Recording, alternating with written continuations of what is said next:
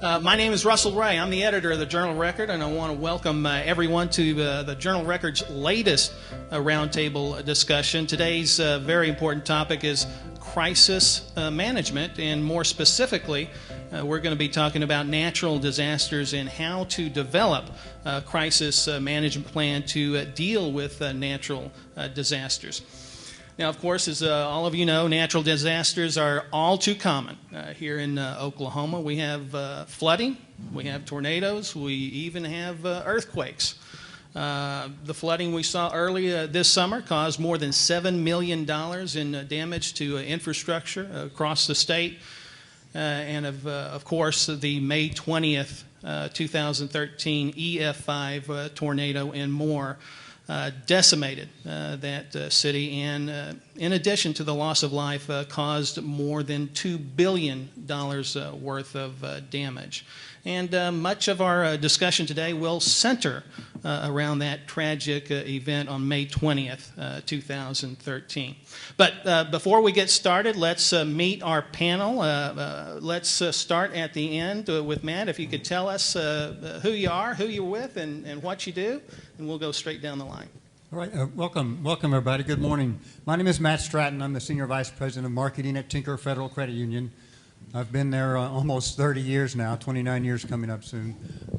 Before that, I was in hospital public relations and then a short stint in newspapers. So we have a wide area in our department. We cover, obviously, the public relations and the advertising and the marketing, but we also have business development and governmental affairs and some financial education as well. So, but when it comes down to communicating with these kinds of things, it quite often falls to our area. Thank you, Matt. Dusty Birchfield, Rack 59 Data Center. We're a co-location data center in the former AT&T Lucent facility out at I-40 in Council. Our company houses racks of equipment for customers either in a production or a disaster recovery environment. And we also provide workplace solutions, recovery solutions. So places in the event that your building or facility was no longer there, you would have a place to go, set up shop, and operate. We help customers come up with plans, hopefully long before there is a need, and then in the event of a disaster, help with some of those recovery efforts in a number of technical IT-related ways. Good morning, everyone. Curtis Mentz with Verizon Wireless. I manage our Verizon crisis response team for 19 western states. I'm based out of Walnut Creek, California.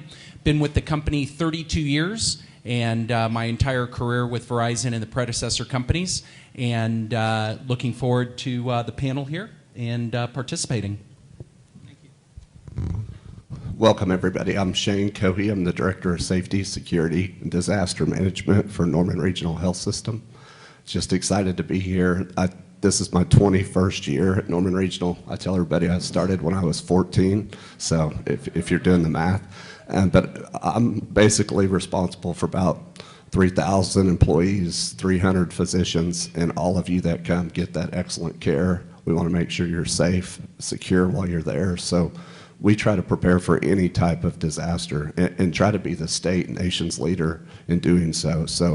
And I'll give you some examples later, but just if it's tornado related, Ebola related, we go to places that's been affected directly, study best cases, and bring it back to Oklahoma to help you. Good morning. I'm Taylor Ketchum, Vice President of Jones PR here in downtown Oklahoma City. So I work as a person that you usually call when you call your lawyer when a crisis occurs. So I usually help manage the communication, internal and external. I was very involved during the May tornadoes with a variety of clients and helping them with the recovery.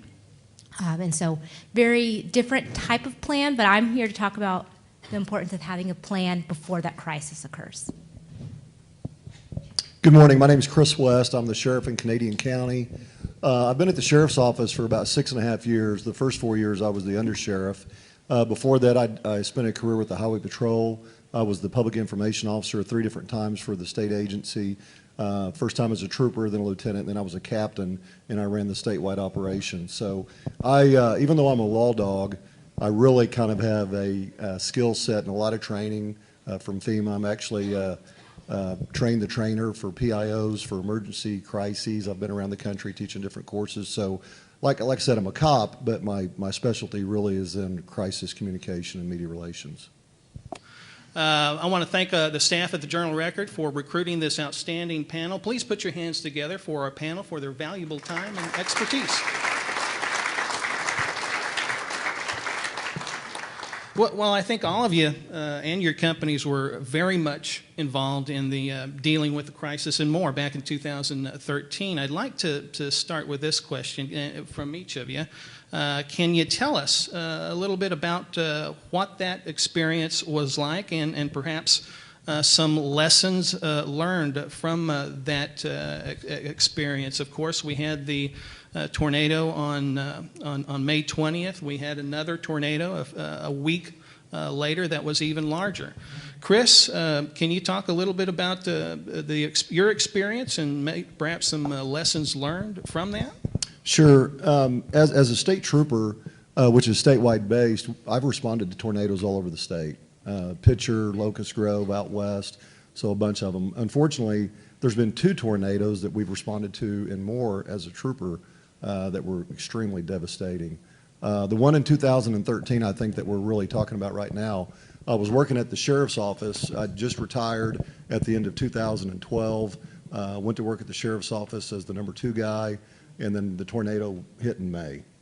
And immediately, if you live in Oklahoma, if you've been here for any time at all, and a tornado hits and you're watching TV, you know if it's bad. Matter of fact, you know before it hits a residential area that it's bad because we've got great news crews that are getting it from every angle. We know where it's going and put out a lot of warning. But we were all watching as administrators of the sheriff's office, and so we sent about 20 deputies to Moore immediately. And that's pretty much what emergency services does, emergency responders, whether it's EMS, fire, law enforcement, is we send the kitchen sink. We just try to get as many human assets and resources on the ground as we can, because the first thing that we're going to do as we're responding is we're going to start rescue efforts. And it's been my experience in 35 years in law enforcement that most of these disasters, they're a crisis. You're just trying to manage chaos. And you try to put a lot of people in there and find people. And it normally takes 8 to 12 hours to get really any type of organization established. So you're just kind of managing chaos for a while. It's normally not until the second shift of people that comes in that you really have somewhat of an organization in place. And so I think, unfortunately, as Oklahomans, we've had a lot of crises, and we've gotten pretty good at managing chaos. Taylor, you have something to add? Your experience? Yeah, so mine was a little bit different. I work for a public relations firm, and so I am an office full of communicators. And when it hit, my office got called by Christy Yeager, and Brenda was quick, who's the owner of Jones PR, quick to say, I will send my team down, because PIO and Moore was just a one person, and we knew a lot was going to come. So most of my office just packed up all of their things, and we just went down to Moore, and we have great clients that just said, do what you have to do to help your community. Don't worry about us. And so we end up being the person that helped the PIO fill all of the media requests, because you guys remember it came from not just a local level, but a national and an international level. The city of Moore did an amazing job, but you can only do so much when you're one person. And so our team was able to go in and kind of help prepare for, at that time, President Obama's visit, making sure everything was going to be set with media. But on the other hand, I did have a few clients that wanted to help. AOGC, which is the Association of Oklahoma General Contractors, Bobby Stem, called me and said, can you just put my cell phone out to the media, and if anybody needs lights, ladders, shovels, trucks, put it out there. So I put Bobby Stem's cell phone number out in the media, and he was getting calls all night, but it was for recovery, and he knew that's what was his job. And then I had the privilege to work for Verizon at that time as well. And Verizon, minute that it happened, was going to come with the command center to help the sheriff's department. And so that was something I know he will be speaking about it, but it was such a privilege to be able to see a very large Fortune 500 company care about a small town in Oklahoma. Shane? Sure.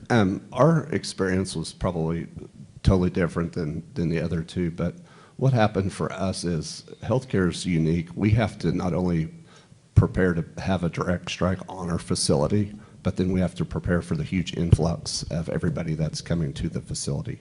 So we had been planning. I knew just statistically when we acquired Moore Medical Center, that gave me one more alternate care site to move patients to, but that also increased our probability of having a facility take a direct strike.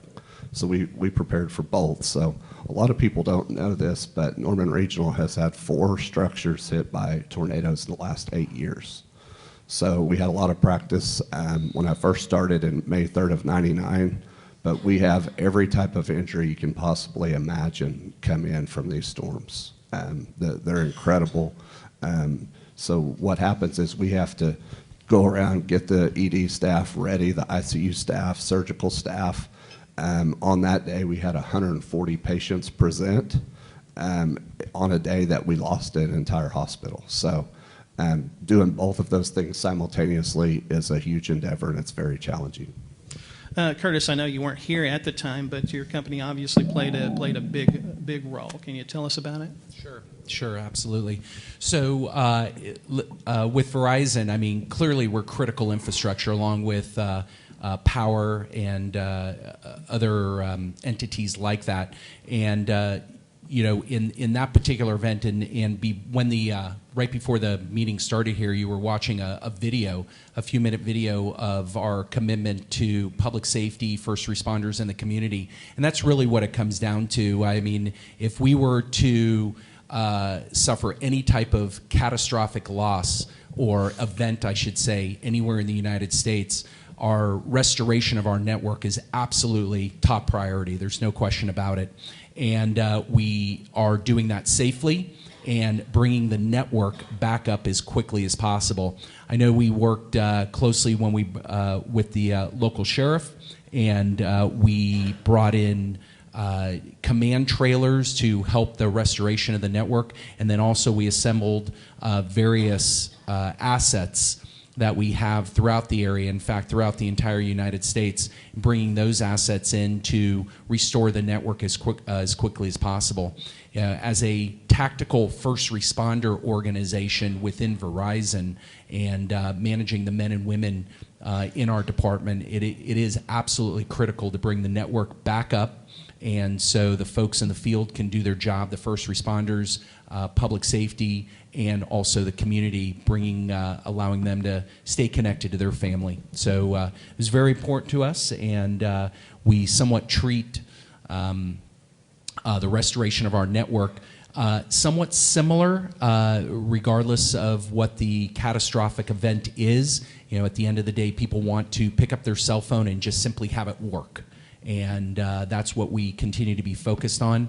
And it was certainly a dark day, if you will, back in the Moore area. But you know, we are absolutely committed to the community to ensure that our network stays up as long as possible, or we restore as quickly as possible.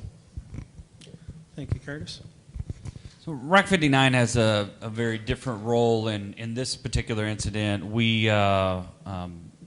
house customers' infrastructure, and so we don't have a direct response when it comes to these as far as going to where the problem is. What usually happens in these type of incidents is companies that weren't necessarily prepared usually call us. Like, our building's not there, we don't have a place to go, our data's not there, can you help us? And so, much like the sheriff said, and Verizon does, we throw the kitchen sink at it as well. We call our partners and our vendors and such and so forth to try to bring them in to help with that technical expertise. You know, one thing we did learn in this is many customers that are starting to slowly get the understanding that they need to they spend a little bit of time on preparing for the things that may occur before they occur. And particularly in the Moore incident, customers realized that there's certain infrastructure that they didn't think could ever go down that did. One in particular was something you may or may not know. I won't get too far in the weeds, but fiber lines don't always run underground. Many times they run above ground on telephone poles. And a lot of our infrastructure for Oklahoma goes from here to Dallas. Well, I mean, the tornado ripped right through that. And so we were working with customers on how do we look at an alternative path, whether that's through switching or physically an alternative path, to be able to get their systems up and running so they can talk to their people, so they can have emails, so they can have all the things. So really ours is on the back end, not on the front lines when these types of things happen. Okay, I'm thinking big picture here. A couple of things that I think we learned, or at least were confirmed, one of which would be that preparation does pay off. The big story that came out of the credit union that day was that we had employees and members ride the storm out inside our safe deposit box vault. And that was pretty much the only thing left standing besides part of another wall. And a lot of the first questions we got were, how is your branch manager so smart? She just put everybody in there. Well, that's amazing. And in fact, that's not the first time they've been in there. That was pretty much going through our preparation. That's where you'll go if you need to. They'd been in there before and not been hit by tornadoes, and many of the other branches do the same thing. So preparation does pay off, and people can get things done when they need to, and that's the second thing, and that is that prepared people and empowered people can do incredible work. And we found that in multiple areas, one of which was, of course, at the branch just for the first few minutes of it hitting the branch. But also in other areas, we had a security and risk team that watched it blow through on the cameras and immediately started preparing for how are we going to secure whatever's there. And that started before anybody checked with their boss. We had a communications team in the marketing department who put together communications through social media and started a two-way conversation with our members. So that happened immediately. We had facilities and technology folks preparing to get the area secured with fencing. Just a lot of things started happening because people were prepared and were empowered to do it. And so we found that those things do pay off, especially in those first few minutes and first few hours. Thank you, Matt. I think the takeaway here is clearly it's vital to have a crisis management plan in place. It's vital to the survival of the company, the small business. So where do you begin? Taylor, I'd like to turn to you if I could. If you could explain what exactly is a crisis plan and what a crisis plan is supposed to look like. Yeah, so a lot of people reach out to my firm when they say, you know what, we need to have something in place. Maybe they've had an old binder that's been there for many, many years, never had to be used. I say, well, one, that's great that you're even willing to talk about it. And so a crisis plan is going to look different for everybody, depending on the type of business you're in. I've done crisis plans for Dunkin' Donuts. You'd be surprised how many times a car drives through a Dunkin' Donuts that you have to be prepared for. But then I've also worked for Harkins Movie Theater, and there's been unfortunate shootings, so I had to prepare for those. And so a crisis plan for me is really, when I get involved, is the crisis communication. What is your internal and your external strategy? A lot of it will be similar, but some of it will be different, because I pretty much can assume that most of you that own your own business, your people are what you care about at that instant that something's happening. You're going to inform them before you inform the public. And so I step through it and go, what type of crisis can happen here? So we do everything from natural disaster to embezzlement and everything in between, and you develop prepared media statements if you're in a type of situation where you'd be informing the media. But those are prepared things that, if something happens, can be turned out really quickly, especially if you're going to be a place like maybe like Verizon or another place that's going to offer a service during a disaster. Have that already in place going, you know, we're going to have charging stations, and we're going to have this. You can have all of that developed ahead of time, so you're not sitting there asking the CEO or asking your lawyers what can get approved. Get all of that done early, save it, have copies of that on your computer, at home. I know most people actually keep a set of it in their car as well, so they are prepared. But in that, it's also needs to have a really good tree bank. I think that's so old school, but it helps out. Do you know who gets to make a decision if your CEO's not there? or your CFO's not there. I've had so many people not be able to move in a situation of a crisis because their CEO was out on vacation, but then there was been a stabbing or a death on site, and they didn't know what to do. You have to have that plan in place. So I physically actually create really extensive binders, and then I make people test it. And I do a whole simulator where I basically take over all of their computers, and I put up fake news articles and social media, and I want to see how they handle it. How do they use their board? How do they interact with their C-suite? But then also, can they handle and control their message? Because nothing's worse than a crisis when someone's saying something about you or your company or your brand that's not true. And it's just simply because you didn't control the message during a crisis. Thank you, Taylor. Any other thoughts on what a crisis management plan should look like? Any other thoughts? I want to say that government has probably, I think I'm probably the guy that's up here that's public, so I'll speak from that perspective. But the military started what they call incident command systems a very long time ago, ICS. I don't know how many of you may have heard of that, but in the last 20 years, we even developed it into what they call NIMS, the National Incident Management Systems Model. And it's pretty much a standardized template on how emergency responders respond and what the organizational makeup looks like when we're dealing with the crises. And so in the last 20 years, law enforcement officers, firefighters, EMS have been required and mandated to get all this different training. And there's lots of different roles that you play within that system. And so the preparation, you know, there can be different policies from agency to agency. But I think across our country, I think we've done really good at standardizing what an emergency response looks like and how it's managed.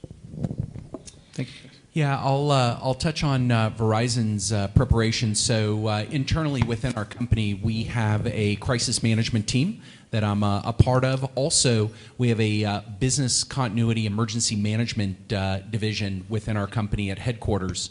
And we, as Taylor said, exercising the plan, maybe taking it off the shelf and having a couple times a year, exercising that plan, understanding who your stakeholders are within the organization, and absolutely, if there was something to be taken away from a crisis management team preparation for you folks in the audience, have a backup and a backup to the backup. Absolutely critical.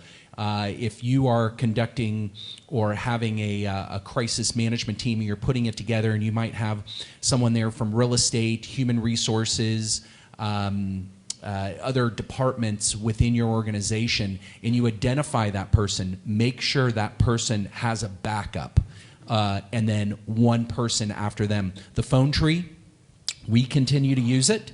We continue to use a phone tree. We do have other multimedia solutions, text message groups, so everyone gets the information at the same time.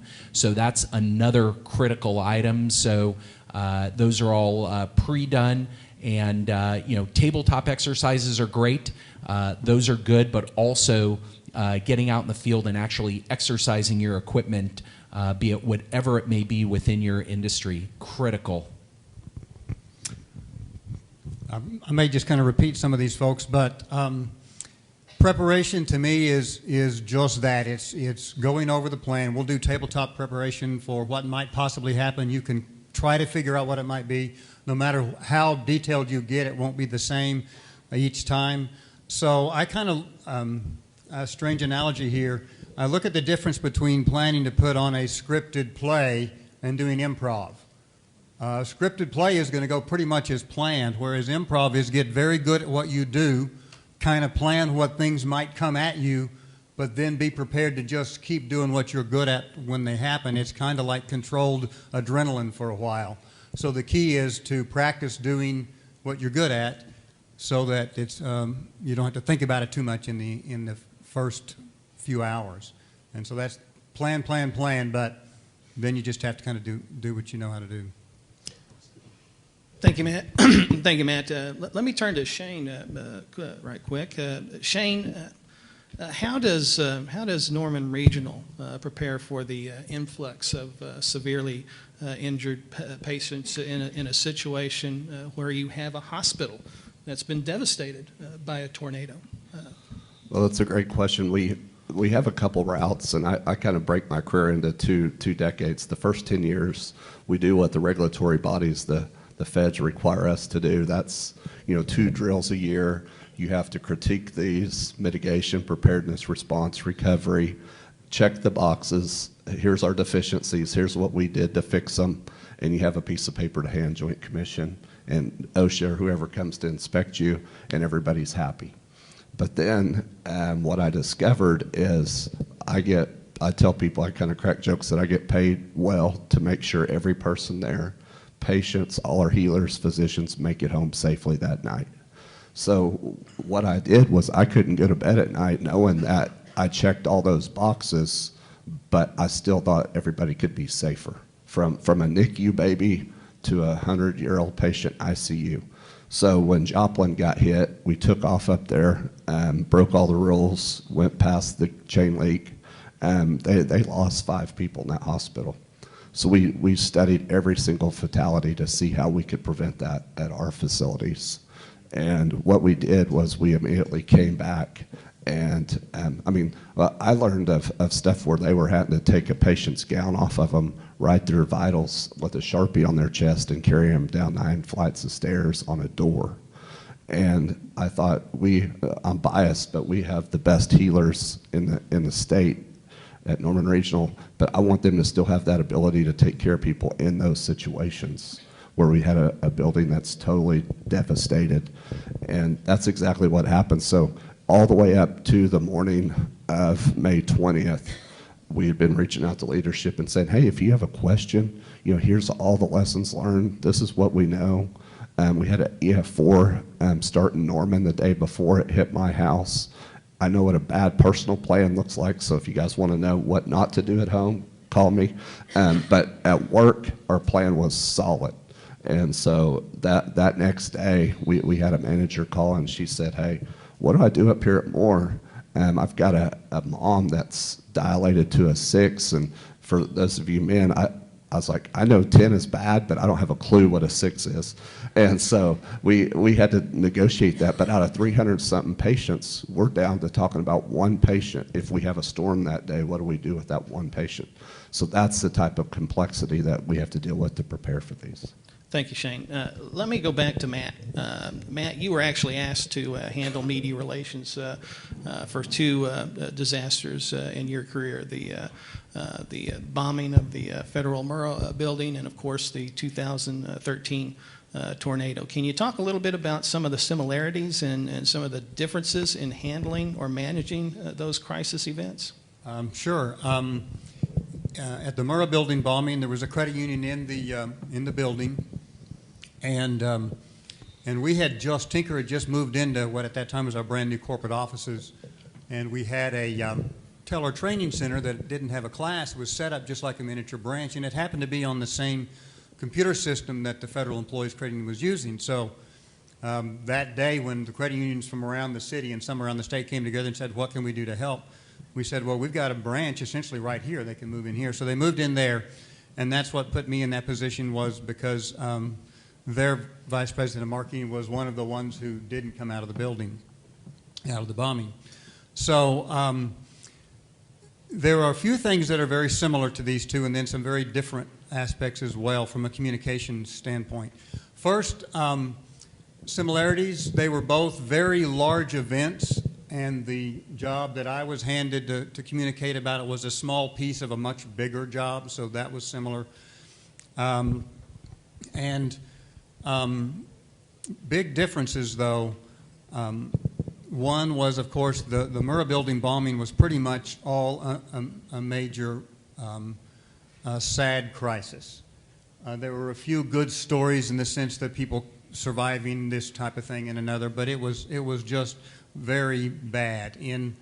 At the tornado for Tinker, we had a pretty good news story with the employees and the members in the vault, and that became a pretty big story. A big difference in communications is that we were kind of proud that first day in '95 to try to get a news release out. We managed to get it put together and back and forth to a meeting down the hall to make sure we had everything that they needed in the news release and out through mostly fax before the deadline that night. In 2013, we had a two-way communication going with our members within an hour of the tornado. That's the massive difference in the way communication is sped up. And we were able to do that from that point on with two-way communications. With the tornado, we kind of had a two-front communications storyline going. We had the vault story, which is what everybody picked up on, state, national, international, wanted to tell that story. And then the second communications strategy we had going was to talk to the members themselves and tell them, you know, that their money was safe, that the employees were safe, that their safe deposit boxes were safe, and then communicate with them about what would be going on in the next few days, weeks, and months with that branch. I'll add to that, the big takeaway, I think, though, for the credit union is we had been obviously kind of talking about disaster plans. You can't live in Oklahoma and not think about that with tornadoes.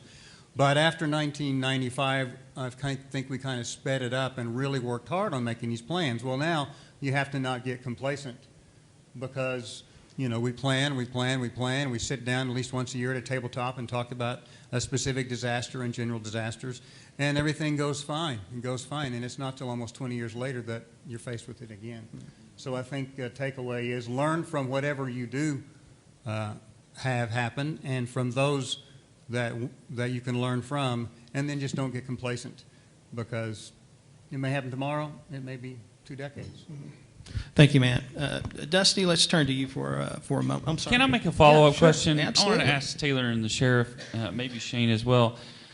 He was talking about two-way communication, and so in this particular incident, I'm curious about lessons learned, good and bad. Maybe more interested in the bad, actually, of how the Twitter, Facebook, whatever platform that you're using to communicate with the individuals or their family members impacted in the event. What was? We'll start with you, Taylor. What was good? What was bad? What did you learn from that incident? Yeah, so when the crisis occurred, we're an agency at that time about 10 people, and 4 people lived in Moore. So we said, you go home, we have it handled. So it was me and Brenda, and I was handling 3 different clients at the time, and I was trying to write a press release, just like you guys were. I had one client on the phone telling me to get out on social media that they were providing water and something else. And at that moment, I'm watching the TV, and I see Lance West just lose it. And he's just reporting about the children. And I physically, at that moment, had to tell my client, what you're asking me to do is not ethical. I can't do it. When you work with, for me, the ethics of communications is, I understand you are a brand or you're a company and you want to make sure people know you're giving back, but right now, that's not what matters right now. And so I kind of had to end that phone call, focus on something else, but then also just be an Oklahoman at that moment, just devastated by what I was seeing. And so the fact that, yes, I had social media that I could get it out there right at that moment, but social media at that moment was just flooded with situations that were happening and still the recovery. So I was young at the time, but to stand up to the pretty high executives going, you know what, I'm here, this is not right, let's give it a few hours and let's handle it. And so if you're a person that has that communications role, you have to learn the ethics of the situation of, yes, you have a responsibility, but you also have a responsibility to your community to be respectful. Same situation that happens when you have shootings. What do you do on social media? Do you keep posting and keep doing your day-to-day, or do you pause and reflect and respect what's happening in the community? As a public information officer, when you have an event, regardless if it's a mass casualty event or whatever it is, I think the first thing that's critical is that you recognize it for what it is, how big it's going to be or how small. I want to go back to the 2003. I was the main PIO that responded to the barge that hit the bridge on I-40 at Weber Falls, and it was a mass casualty incident. It was international news. The rescue and recovery efforts lasted for 5 days, and there was 35 satellite trucks that came to the scene. So it was a big event to organize. Well, when you have that much of a media response as media PIO people, you need to manage that animal as much as you can, because if you don't get out in front of it and manage it, it will become chaos. And if you aren't good enough at feeding them information, they will go find stories within that event that you really don't want out there. So in that particular incident, and the Moore tornadoes the same way. It was a huge event, massive media response, and so I mean there were news and press conferences that were going on 2-3 times a day, and so all the stakeholders, everybody at this table and more, Public Works, all the different utilities, the hospitals, all the emergency responders are meeting multiple times every day, and they're analyzing where they're at, they're looking at what the additional needs are, they're trying to coordinate helping the power companies get into the neighborhoods. It's a massive coordination effort. And so the PIO and the media people are a big component of that, so that they're at the meetings, because they're the ones that are telling the ultimate customer, which is the citizens, what's going on. They're giving them updates on the incident. They're giving them updates on what first responders are doing, what you need to do for power. And I can tell you the government that responds and manages these, for the most part, couldn't be successful at this without all these other stakeholders, including the people that are at the table. Thank you, Chris. Thank you, Taylor.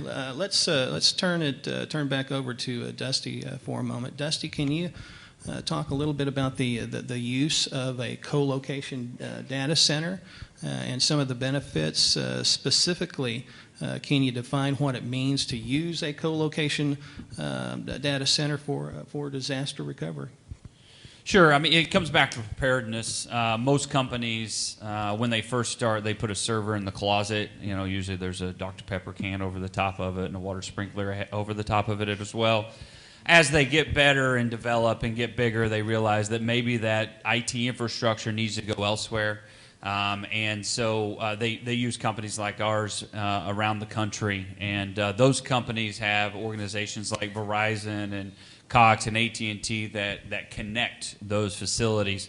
So what I tell most people is everybody's familiar with the cloud, right? Everybody knows what the cloud is. Well, the cloud isn't something up in the sky that just exists. It's actually in facilities across the country, and those are data centers. And so companies use either the cloud or a private data center to house their production, their live action infrastructure, or a replica of that, which we call their disaster recovery solution.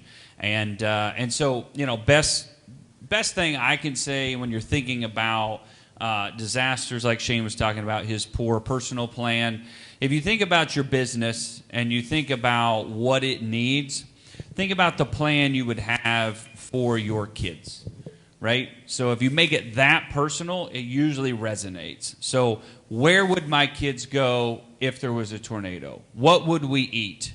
How would we communicate? Who would be in charge? Who else could we call if I'm dead, right? Like, those are the questions you ask about your children, about what would happen in a disaster. And it's a little extreme, but then if you take that as into your business and think about all those incidences as well, how are we going to communicate? How are we going to recover? How are people going to talk to one another? Is our IT infrastructure around? Are our people taken care of? If you make it personal, then that, I think, is the best way to consider these crises, and we're just a small piece of helping. Thank you, Dusty. Curtis, let's turn back to you for a moment. Can you tell us a little bit about the Verizon Crisis Response Team and how it supports public safety and the community? Sure, absolutely. So the Verizon Crisis Response Team, it's a national program, all activated by calling one number, and by calling into that 800 number for both the public and the private sector, first responders. What we do is we bring, Verizon does, emergency wireless communication equipment out to the field to help an agency or an organization with their communication challenges. As I said, it was a national program. I have responsibility for 19 states, and as I said, based out of the West Coast in California. We have an individual who is based out of Raleigh, North Carolina, and he manages the 31 other states. And what we do is, because we are a tactical first responder organization, heading out to the field during virtually any type of disaster, what we do is we ensure that those agencies and organizations, regardless if it's a pop-up EOC or Emergency Operations Center, many counties operate a LAC or a Local Assistance Center post-disaster, where the community can start to get back on their feet, and the county operates those, and all of those different areas need communication. Everyone needs, in some form or fashion, communication, be it satellite communication, which we use extensive satellite resources within Verizon, or as simple as cell phones that might be in an area for people going into those local assistance centers, being able to make outbound calls. Also, charging stations, probably not thought of on a top of mind for many people, but probably, I'm going to say 99.9% of the people in this room probably have a cell phone, and it is probably battery operated. It needs to get charged up after a certain period of time. So again, it's a national program. Certainly after this event here, I did bring cards with the number on it, and it's just not reserved for the public sector, for police, fire, or medical, but certainly the private sector. And you're welcome to pick up one of the cards at our table here that has our 800 number on it. We are a 24/7 by 365 operation, and it does not matter what the incident is, be it tornado, hurricane, lava flow, Hawaii. That was a rather large incident last year. From California, fires are a significant threat throughout California and Oregon and Washington area. So it's a quick rundown on our crisis response team and how we support the community. Thank you very much, Curtis, for that. Let's go back to Shane for a moment. Shane, can you describe the level of commitment, the level of preparedness, and the types of simulations that you have to conduct for a presidential declared disaster situation like we had in 2013? Sure. I guess for everybody in this room, it's probably confusing because healthcare and all these hospitals, we're competing against all the other billboards that you see and competitors for every patient, every procedure. But when it gets into this type of disaster, this type of setting, my colleagues that I've worked with, some of them went to Joplin with me, we work together because ultimately we're all in the lives, we're all in the business of saving lives. So we actually have the Regional Medical Planning Group meets monthly, but we have there's a bunker in Oklahoma City down underground that has big, huge flat panels that has every hospital there. They know how many open beds, how many ICU beds. So from 99, from the tornado to anthrax to all these other tornadoes, we partner together to make sure that all the metro hospitals can take care of you and your loved ones. But to quantify the number of hours is impossible just at our organization, because all the leadership, all the managers that are preparing staff for the influx of patients that day on a high probability storm day. But I can tell you, down to the minutes, our nursing staff have even went to a patient's room, and they identify the areas that we train on. We do a little different model than what you guys see on the news about the safest rooms in a hospital. But they'll put color codes or a piece of fruit on a door, a printout, and then go tell these 4 patient rooms, if they only have 2 visitors apiece, you guys are all in the Apple room. And what we've done is we've studied that off life safety plans. And like with the situation at Moore, even though the building was totally devastated, we had 0 injured and 0 killed. Let me go back to Taylor for a moment. Taylor, if your crisis plan has to be activated, how do you go about determining if that plan is going to work? How do you go about testing that plan? Also, how often should that plan be reviewed? So for me, I'm going to really talk about a crisis communications plan. So what is your strategy in place to communicate with your internal audiences, so your employees, your customers, but then also the external, so the media, your outside folks that will have an opinion about you. So for me, my number one rule, when you review your fiscal numbers, when you're talking to your accountant, you should be talking to your PR firm as well, or your communications director, and going over that crisis plan. And make sure the decision makers, the budget, they are in the room. If they can't be there, reschedule it. You need to make sure the decision maker and the person that controls financing and that controls communication is all in one room when you're reviewing that crisis communications plan. Just so 3 leaders from 3 different mindsets understand what the plan will be that next year. And then you got to go through it, because you know what? You're going to go through it and you go, oh, that person on that tree bank doesn't work here anymore, and it would be stopped right then. Oh, that press release needs to be updated because that boilerplate, which is that nice little paragraph at the bottom, doesn't have the correct information.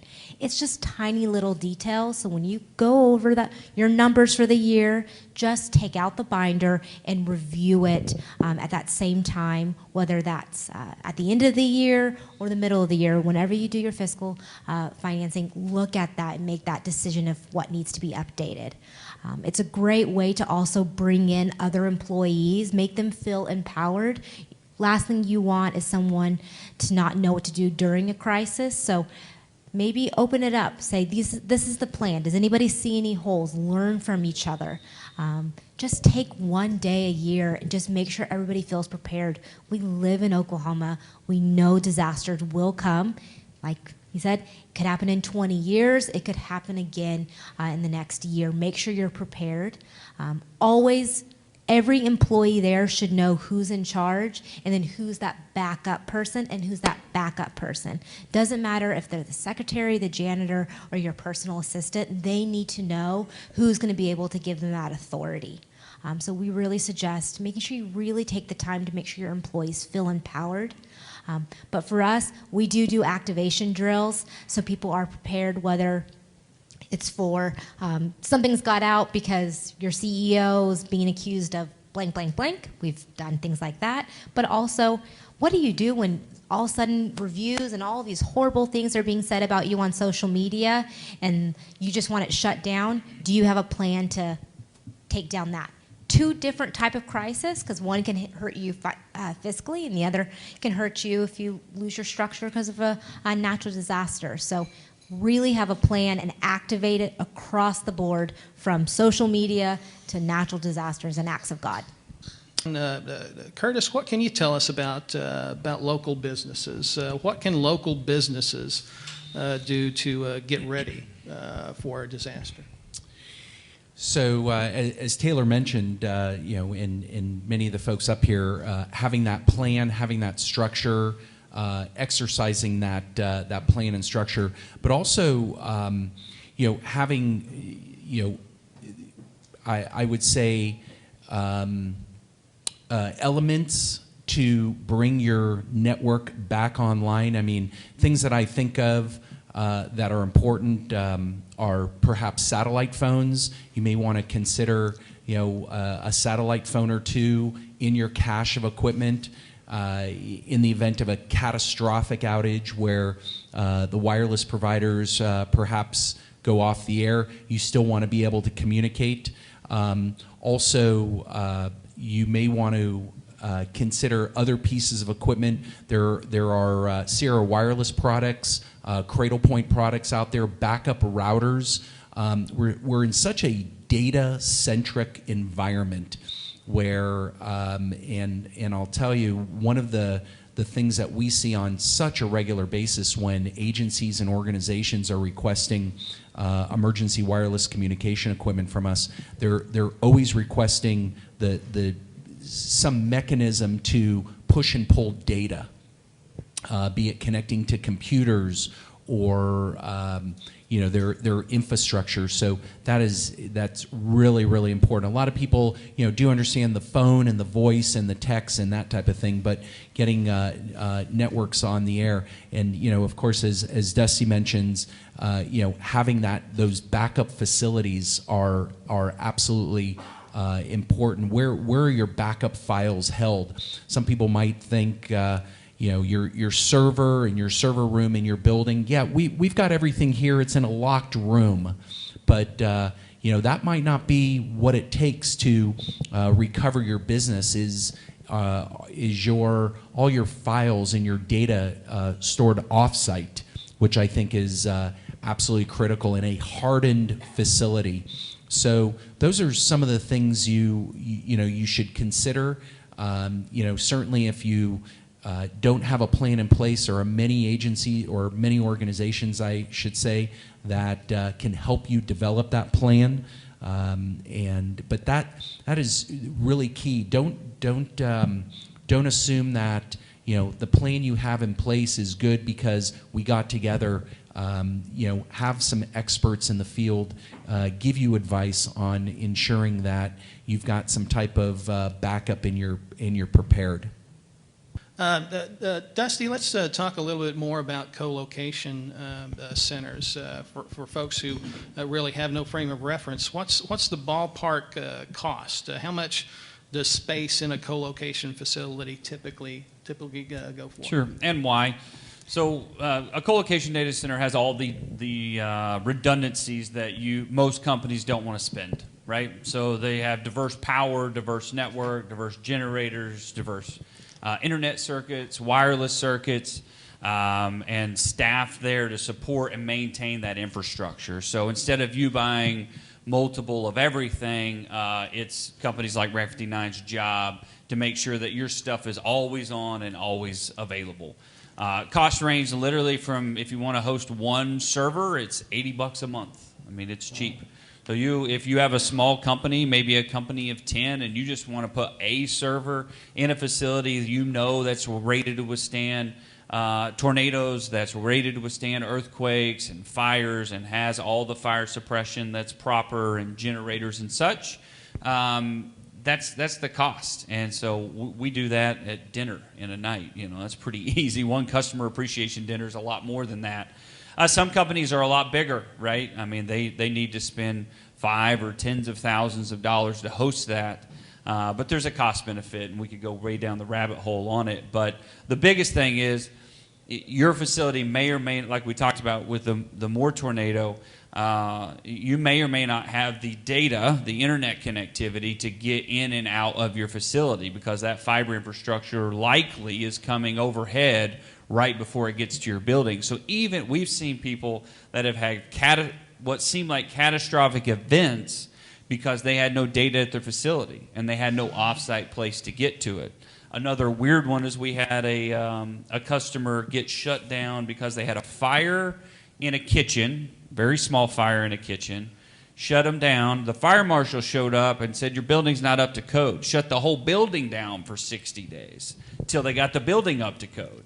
So there's some wacky stuff that can happen out there, and if you don't think about your infrastructure potentially being off-site and outside your facility, you're just leaving yourself open to situations like that. And there are professionals, the PR firms, but there are other individuals that will sit down with you for a fee and walk you through the entire process, from IT to network to human capital, all the way through, and make sure you know what you can and can't do and what the estimated cost would be to solve those problems. And our suggestion, obviously, is to do that. Thank you, Dusty. Billy Smith, Metro Technology Center's Public Information Officer, Communications and Marketing. So we service high school adult students. We also have conference and catering, thousands of people coming in and out every day. We have a very strong social media presence, lots of engagement. And recently, I'm going to give an example without any names or details. School was letting out. Teenagers tend to drive a little crazy. So there was a fatality accident. Our student was not the fatality, but the driver of the fatality. So we show up at the campus All the students have witnessed this because traffic is backed up. So they can't move the body, so we're dealing with that. The news did not pick this up, and I was in a position, do I put this out on social media just in case? Or do I just stay silent until it becomes a big mess? How do you advise that you respond in situations like that? She's looking at me. Because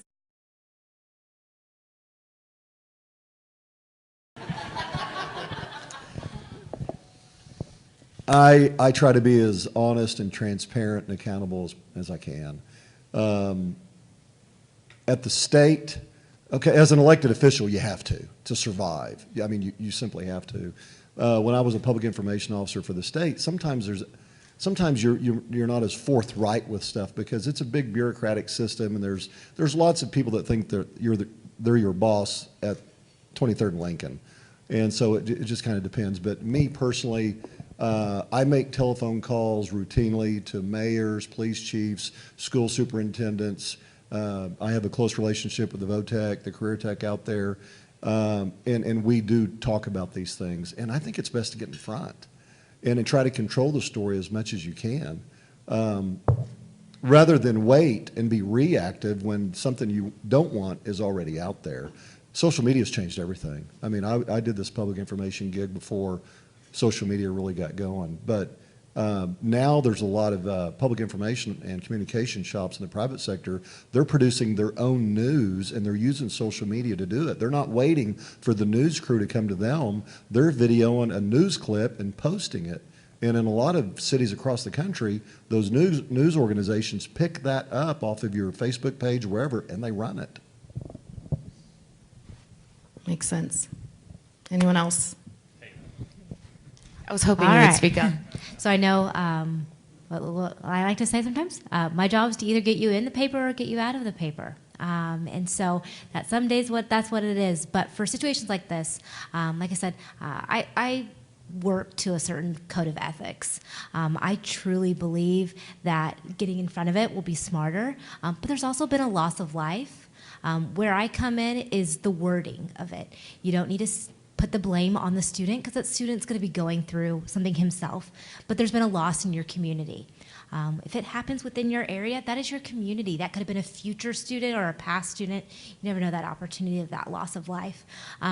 But with social media and you having a large presence, I would say it's appropriate enough to put out a message out there without having to send out a media statement. You put it out on social media for your publics. The whole media doesn't need to know about it. They will see it if they're doing a good job of paying attention to the social networks, but you're doing your due diligence and alerting your community. But I would also be putting it in the electronic emails, putting it on any type of student-based intranet, just to talk about the loss, offer up the services, because I bet there's grieving counseling, things like that.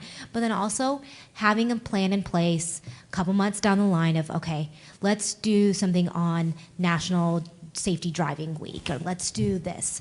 Just thinking about, okay, what down the line can I do to prepare myself? It's just thinking ahead, but truly being transparent, because it is a loss of life, and that's something to not ignore. I'd like to add one more thing to it. Obviously, it's not going to be your responsibility it's going to be law enforcement's responsibility to talk about the crash and what happened and whether there's going to be charges. Your position, I think, would be more informational, like Taylor's talking about, maybe a message to the parents, because now they're concerned about something or another, more of a sympathy line. But I would always kind of try to communicate with the local authorities that are actually investigating that, and make sure that anything that you say is not going to be detrimental to their job. Well, thank you, Chris. I'm afraid we're going to have to end our discussion there. Thank you so much for being here. I have learned a lot. I hope you have too. I want to thank our panel, Chris, Taylor, Shane, Curtis, Dusty, and Matt. Thank you so much for your time. This has been very informative. Put your hands together one last time for our outstanding panel. Thanks again for being here. Part 2 will be coming up shortly. Thank you, folks.